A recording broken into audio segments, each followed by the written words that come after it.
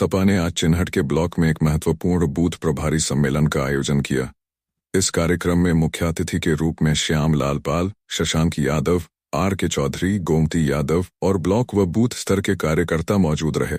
सम्मेलन का उद्देश्य 2027 में होने वाले चुनावों के लिए दिशा निर्देश प्रदान करना था। नेताओं ने पार्टी को मजबूत बनाने के उपायों पर चर्चा की। श्याम लाल पाल ने कहा कि पार्टी को एकजुट होकर आगे बढ़ना होगा और कार्यकर्ताओं को सक्रिय भूमिका निभानी होगी। शशांक यादव ने बीजेपी पर निशाना साधते हुए कहा कि बीजेपी ने वोट चोरी कर अपनी जीत हासिल की है।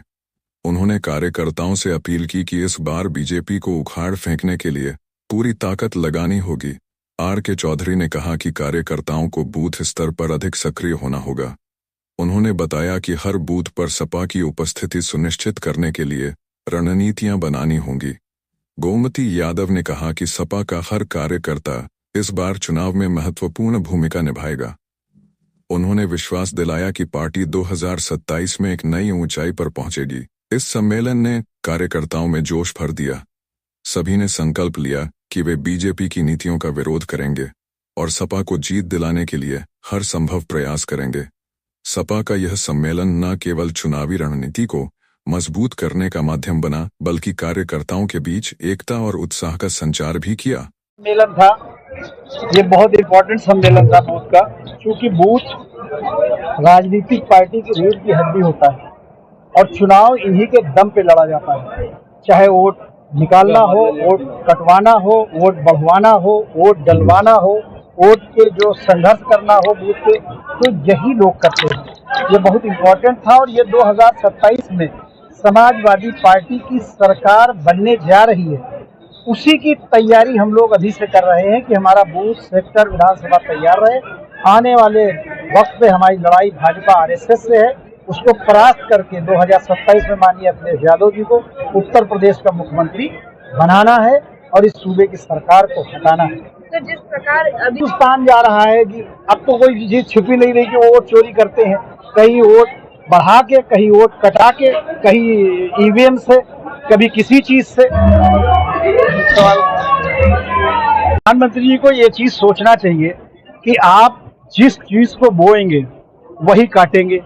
प्रधानमंत्री जी ने कैसी भाषा का उपयोग किया, किसी को 50 करोड़ की गर्लफ्रेंड, कहीं पे उन्होंने विदेशी, कहीं पे किसी चीज को उन्होंने हर तरीके की अपमानित शब्द का इस्तेमाल किया, और जबकि ना वहाँ कोई नेता मौजूद नहीं था।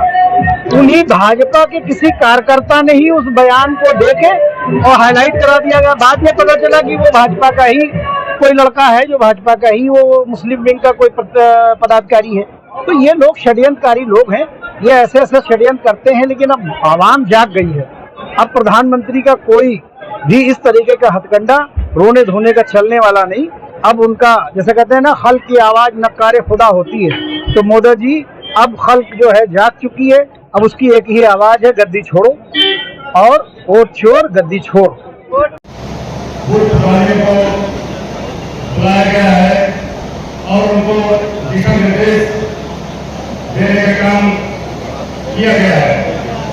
मैं सभी नेताओं से कहना चाहता हूँ कि जो बूथ के प्रभारी होते हैं या जो सेक्टर प्रभारी होते हैं, वो जिस तरीके से आपके शरीर में रीढ़ की हड्डी होती है, उसी तरह से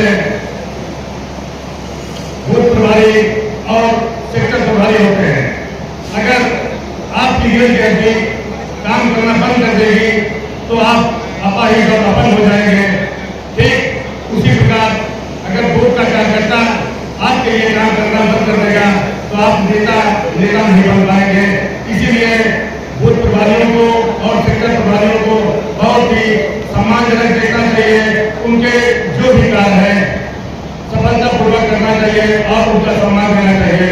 हमारे मंच पर उपस्थित समाजवादी पार्टी के सभी नेता, मैं उनका इस मंच के माध्यम